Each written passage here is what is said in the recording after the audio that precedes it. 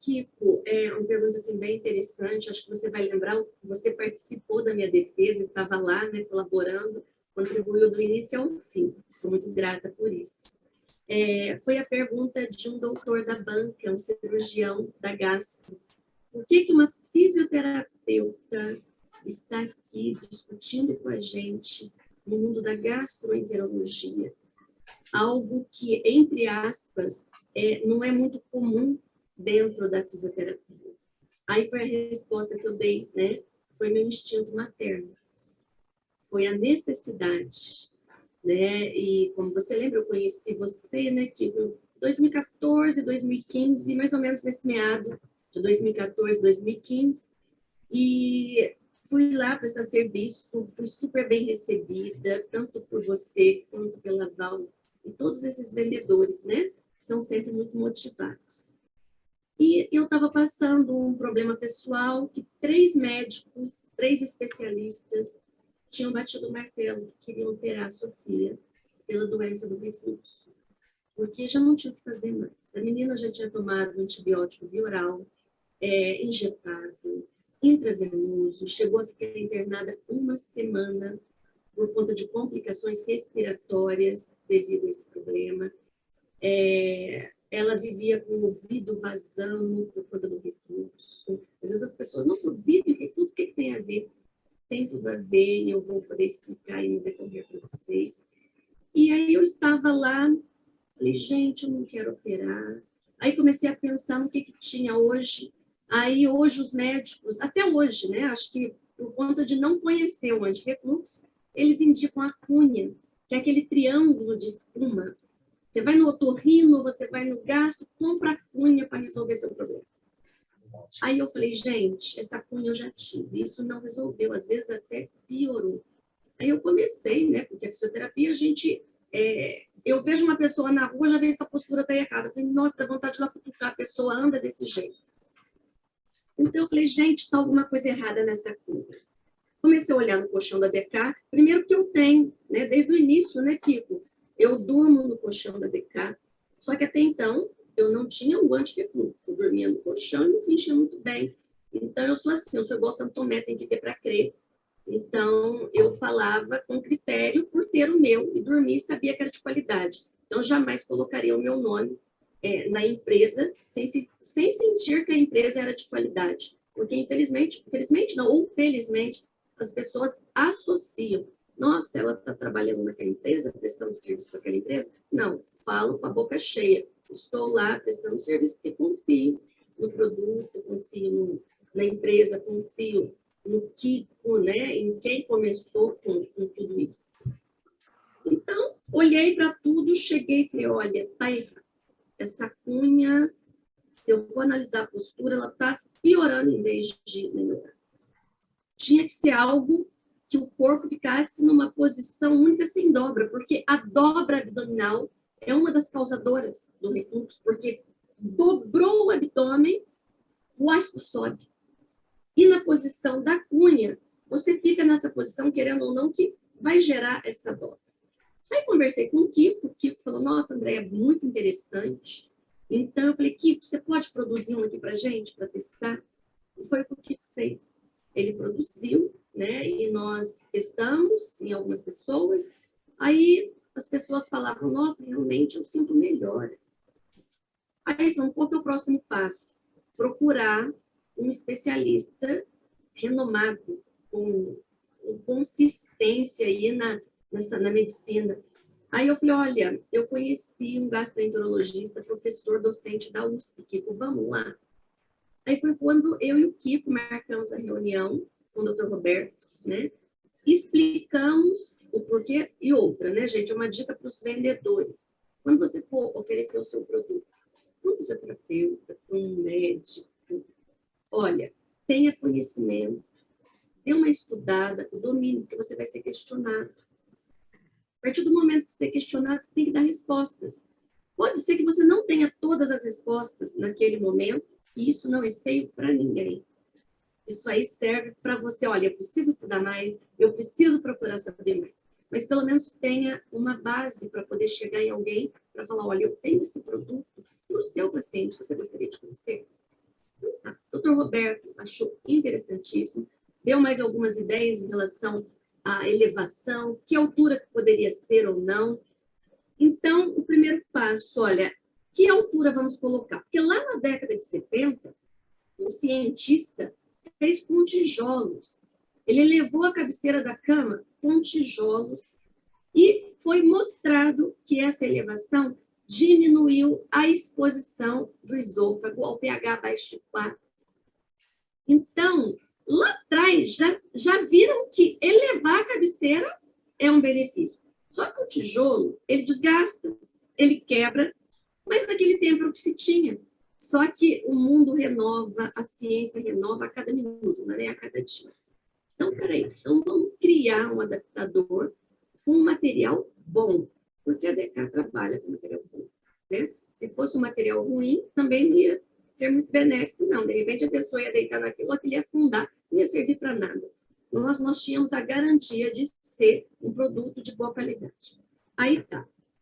Foi a pergunta para o orientador. Eu fui cara de pau, né? Vamos falar nesses termos. O senhor viu, nós apresentamos. E aí, como mensurar isso? O senhor me aceita como orientanda? O senhor poderia ser meu orientador? Eu estou disposta a entrar no mestrado da USP e passar por todo o processo. Certo. Ele, de cara, né, que falou, não, é interessante, escreve o projeto e traz.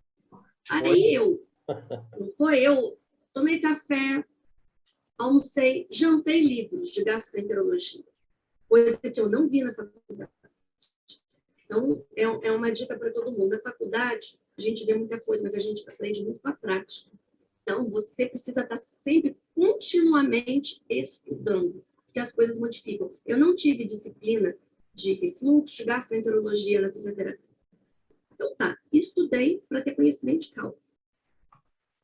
Aí, o que eu fiz? Escrevi o projeto, apresentei. Aí, esse projeto foi para o comitê de ética da USP, porque para entrar na USP, tudo precisa de passar por um comitê, né? O comitê de ética aprovou. Aí tá. Aí eu tinha que fazer a prova de proficiência inglesa. Aí foi outra luta aí de estudo para passar na prova. Kiko viu tudo isso, né, Kiko? Vi, eu lembro sua correria, eu lembro a batalha que você... André, no total deu quase 3 anos, não lembro. Olha, nós começamos com a ideia do projeto em 2015, eu fui defendê-lo em 2018, né? A defesa foi em 2018. Então foram 3 anos mesmo de estudo, correria, 3 anos, né? De estudo, de correria. Mas foi isso, passei por todas as propostas, aí eu tive que apresentar para a banca da USP para ver se esse projeto era interessante para a USP, porque é a última etapa da entrevista. E foi. Bacana. E começou por aí fomos fazer esse trabalho lá dentro, com a ajuda da DK em todo momento, como patrocinador e tudo mais, porque foi um projeto caro, um projeto aí, um projeto de R$40 mil, que com a ajuda divina nós conseguimos fazer, né, Kiko? Ajuda financeira do Kiko, ajuda de docentes da USP que liberaram o ambiente hospitalar, porque nós precisávamos de um hospital para internar os pacientes. Tem uma pergunta aqui dos nossos vendedores, eu gostaria de passar para você aqui, ó. Esta pergunta se pernas elevadas melhora a circulação, varizes e outros benefícios ao dormir, com essa posição no colchão anti-refluxo. Eu acho que é uma pergunta estranha, porque aí, no caso, ele está querendo usar o anti-refluxo para as varizes. Funciona também, André? Será? Não. Isso aí foi até uma boa pergunta, que não pode ser uma dúvida de outro vendedor, de outra pessoa, né? Que são coisas distintas. O anti-refluxo eleva a cabeceira, o anti-variz eleva as pernas. Então, são completamente distintos. Porque o antivariz, isso nós já sabemos, que a elevação das pernas, ela melhora todo o sistema linfático. Por exemplo, a gestante vai lá no obstetra, está com aquele pé inchado, a perna inchada, que é uma característica da gestante, porque com o peso da barriga, com o bebê, ela tem uma dificuldade circulatória. O líquido acumula nos membros inferiores. E tem aquela dificuldade dificuldade do retorno linfático. E quando você eleva as pernas, portanto, o líquido não está depositado lá embaixo, você consegue uma melhora desse retorno linfático. Então, por isso que é indicado, não só para gestante, geralmente, maioria as mulheres, mas tem homem também, que chega no final do dia, está com a perna tão inchada que chega a estar dolorida, de tanto inchaço, está rígida. Fala, nossa, olha como está a minha panturrilha, que é a batata da perna, né? Como está dura, está rígida, como meus pés estão parecendo um pãozinho. Então, coisas totalmente distintas. Antirrefluxo, então tem os dois. Se eu tenho refluxo, eu vou ter um antirrefluxo para cuidar dessa doença do refluxo e vou ter um antivariz para cuidar da minha circulação. Aí eu coloco de novo a minha filha. Produto DK, antirrefluxo. A menina não precisou operar, não toma mais antibiótico. Aí eu nem sei, acho que desde a época que começou a usar, acabou o problema. Os 37 participantes da pesquisa, foram 37, não foi um e nem dois, todos, num único dia dormindo, relataram melhora dos sintomas. Para pirose, que é azia, e regurgitação, não é o único sintoma. Existem sintomas atípicos. Por isso que mudou o conceito da doença do refluxo. Agora é uma síndrome multifacetária com sintomas diversos. Isso mudou em 2018. Porque, às vezes, a pessoa está com engasgo, está com tosse, está com pigarro, parece que tem uma bola na garganta, com dificuldade respiratória, com insônia, não consegue dormir. Estes são sintomas atípicos que foi defendido na tese, que a gente viu na tabela, que foi lá em cima a melhora desses sintomas atípicos. Lembra, Kiko? Nossa, melhora praticamente geral, né? Então, nós podemos comprovar isso através do relato e outra. Nós usamos na pesquisa o exame ouro, considerado ouro na gastroenterologia, que é a pegametria prolongada. É o exame hoje ouro. Então, nós não fizemos uma pesquisa com algo subjetivo. Nós fizemos uma pesquisa com o exame hoje que todos os médicos especialistas consideram um outro para o diagnóstico da doença do refluxo. Verdade. Tem uma pergunta aqui da Stephanie, lá do Vale do Paraíba. Ela pergunta se é possível, se tem cura. Se refluxo pode ser curado. Eu acho que, sei lá, se a gente tomar a base pela Sofia, porque a Sofia nunca mais teve sintomas, teve ou não? Ou teve? Não teve e ela não usa medicamentos. Ela usou medicamento até os 3 anos de vida. Ela usou domperidona, ela usou ranitidina, e nem com os medicamentos ela melhorava, continuava vazando. Era infecção no ouvido que não tinha antibiótico que curasse mais. Aí foi quando eles falaram, não, nós temos que operá-la. Então, ela dormindo no antirrefluxo, ela mudando o posicionamento, evitando que esse retorno gástrico voltasse para o esôfago, ela deixou de aspirar aquele retorno e ela teve melhora. Então, só que eu digo, tem casos e casos. Agora tem casos que são disfunções anatômicas. O problema é na válvula, entendeu? Entendi. Então, a gente tem que considerar também, né, Andréia, que a Sofia é bem pequenininha, né? E teve toda a fase do crescimento que pode ter contribuído também, que não dá para afirmar nada, mas pode, né? Sim, porque, por exemplo, se você tem um problema na sua anatomia, porque tem uma válvula ali que ela evita, porque o alimento desce e ele tem que ir para o suco, né? Que é um suco ácido. Então, ela tem que abrir. Então, o alimento entope ali e não desce. Isso é chamado que existe um refluxo fisiológico e a doença do refluxo. O abrir da válvula e fechar é o fisiológico. Agora, quando essa válvula mantém aberta, já é uma disfunção anatômica que, de repente, precisa de uma cirurgia. Então, ela continua aberta e o conteúdo gástrico ali continua subindo. Então, tem casos e casos. Tem casos que tem que partir para um procedimento cirúrgico. Tá certo. A própria Stephanie aqui ainda pergunta se pode desencadear asma. Sim. Isso foi algo que eu estudei na tese. 80% dos pacientes asmáticos podem ter refluxo. Olha esse número, gente, 80%.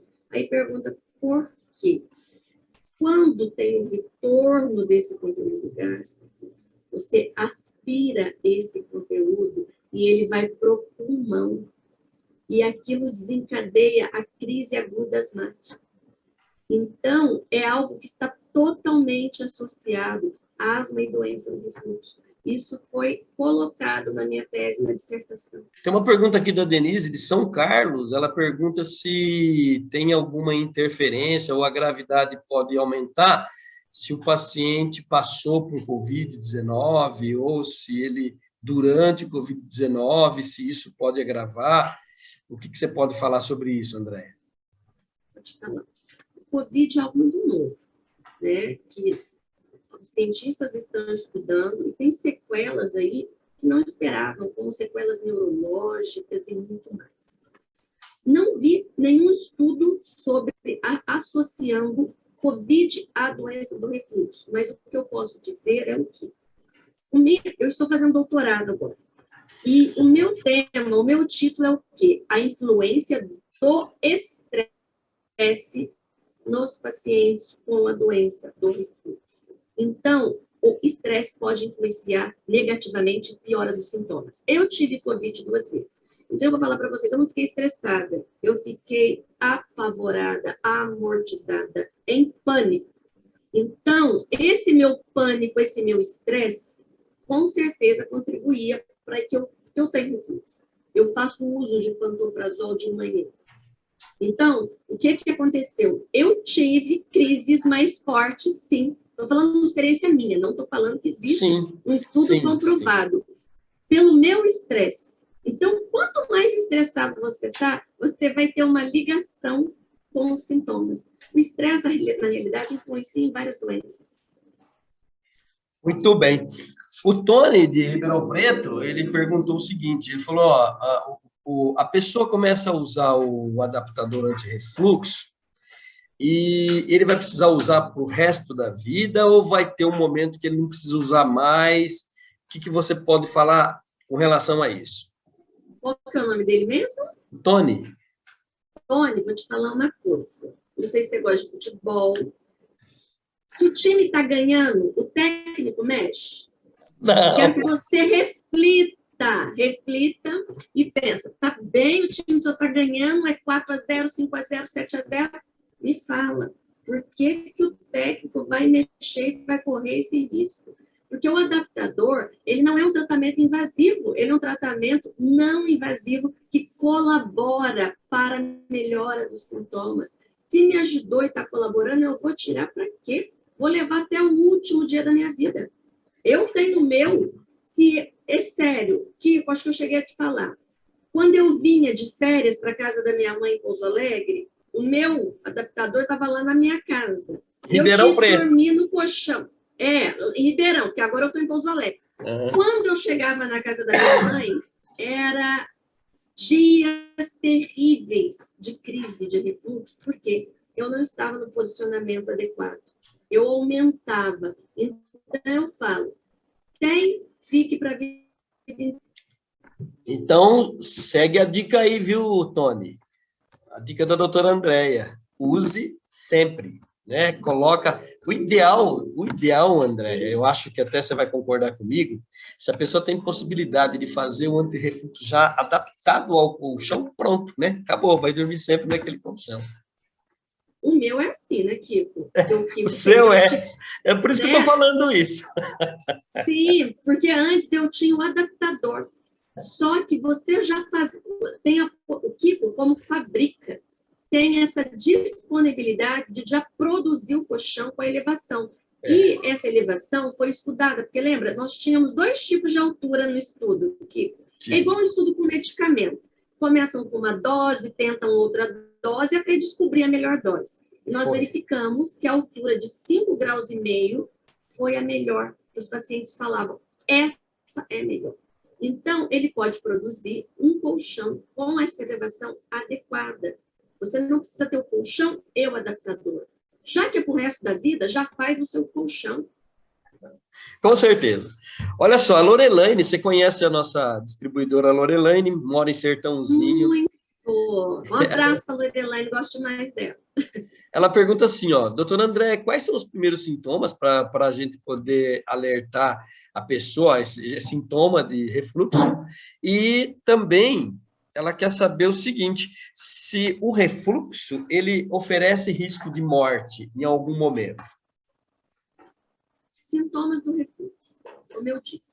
Antes achavam que os sintomas do refluxo só azia, aquela queimação, e a regurgitação. A regurgitação é o quê? É aquele líquido azedo, amargo, que você sente voltando do estômago para a boca. Isso é regurgitação. Só que nos bebês, você vê essa regurgitação, nossa, ele gorfou.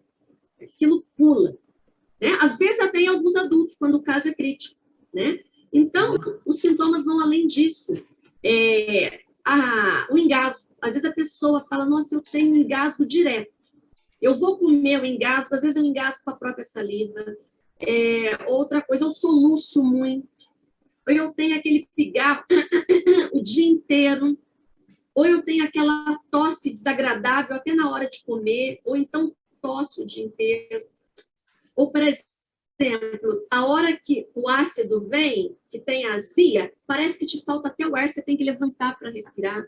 Então, isso nós chamamos, Lorelaine, de sintomas atípicos da doença do refluxo. Então, às vezes você vai num especialista que não tem muito conhecimento profundo sobre isso, você, de repente, não tem a pirose, que é a azia, a queimação, mas tem todos esses outros sintomas. Então, o bom médico, ele vai te fazer um exame, uma manometria, uma pH-metria, até outros exames, para realmente você ter um diagnóstico preciso, né? E avaliar se realmente você tem refluxo. Você não pode descartar aquele paciente que está com todos os sintomas, mas não tem azia. Agora, sobre o bebê, vamos falar do bebê.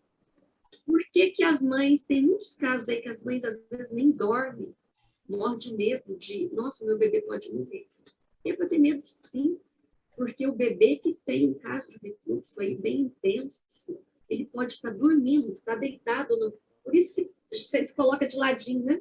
Vamos colocar a criança de lado, porque se ela estiver nessa posição de barriga para cima, ela regurgitar e não tiver alguém ali perto, ela vai aspirar aquilo, ele pode ter aí uma pneumonia, ou então algo bem mais grave, uma doença bem mais grave do pulmão, e chegar até a morte, sufocamento.